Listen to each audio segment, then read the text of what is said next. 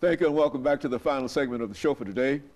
We're talking to Kwame Leo Lillard and Mr. Alan Kaysen, a participant in the Freedom Rides. And of course, Kwame, let's see if we can allow you and Mr. Kaysen over the last few minutes that we have here to sort of talk about some of those images and some of those events or personalities that you think would be of some interest to our audience. Let's start with you. Well, first of all, the festival this year, it was right during the gas shortage time, and there wasn't as many people, but the people who came, about 20, 30, 40,000 people, enjoyed it because of the new layout. But of note were 3 conversations I had with 3 different set of black teenage boys. I'd say they were 14, 15, 13, 12, 16. 3 different times, 3 times a day, I got the same conversation. The conversation went like this: Mr. Kwame, we like the festival. And they would say, it's not long enough. Okay. And I'm thinking they mean there's not enough street vendors. But they meant it's not long enough. So I'd say, well, we can't make it 4 days. They said, no, no, we don't want 4 days. I said, well, what do you mean? We want a whole week of festivals. A whole week? I said, my goodness, why? They raised their shirts up. So you see where our belt is now? Well, our belt is where it's supposed to be. Okay. Except when we leave here, we can't leave it here. Okay. Because we got to pretend like we're thugs. But out here, we can be strong black men. I want to cry, Mr. Brother Haney. It's like our boys feel they got to be some hardened criminals when they leave.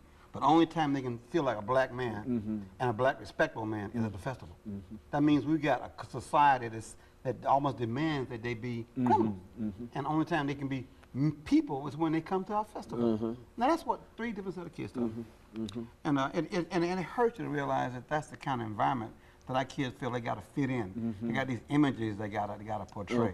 You know, and that's an indictment on us. We've allowed the media, we've allowed Hollywood and music to say this is who defines a black man. You know, if he ain't tough, thuggish, and got gold in his mouth and a gun in his hand, he's not a man. Okay. And that's what the movement did not do. We didn't transfer the division of the movement. And now you got Barack coming. Hopefully that will restore what a black man is. Okay? And that's the beauty of the whole thing. Okay. And you know, you look at the movement and the Freedom Ride movement, and you say, well, what happened between 61 and 91? Those 30 years. How did we go from we shall overcome to drive-by shootings? Okay. You know, what was the gap? What was the disconnect? You know, so the festival needs to always push that envelope, saying what should we do as a community to heal, and that's why we picked the theme, heal the hate in 2008. Okay. We had supposed to bring flip-flops, not for the kids in the U.S., but for the Haitian kids from the hurricane. Okay. And in Jamaica, the Haitian kids get scurvy into their feet. Okay. Because they're barefoot. And when they get cuts, the worms go into their skin. So one lady brought in 100 pair of flip-flops.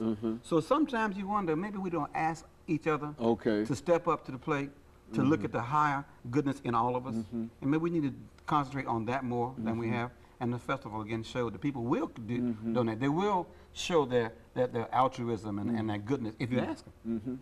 And of course, Mr. Kaysen, have you had an opportunity to deal with many of these young people in terms of your experience? What have been your experiences, and what have you tried to convey to them? First thing I mentioned a while ago, that when you're angry, like when I came here, when I came back to Tennessee University in '89, I mean, my parents had my money and everything, you know. Here I'm feeling good, you know. I'm going back to summer school. I get in line, go up there, and they say you expelled. But I couldn't, you know. I mean, and here were a whole lot of kids behind me here, you know, looking on me. Would make me feel like I was, you know, an outlaw, an outcast. But I did not get angry. I did not curse. I did not fuss. I didn't go to a bomb. I didn't go to no shotgun. I went and talked to someone who's I could respect, that Reverend Kelly Smith. Okay. He was I mean, he wasn't my pastor, but he was overseer. Okay, good. I went and talked to him, and then, you know, he talked to me, and then we because he was like a father to all of the Freedom Riders. And then I said, we need to integrate. Okay, in the meantime, I was in the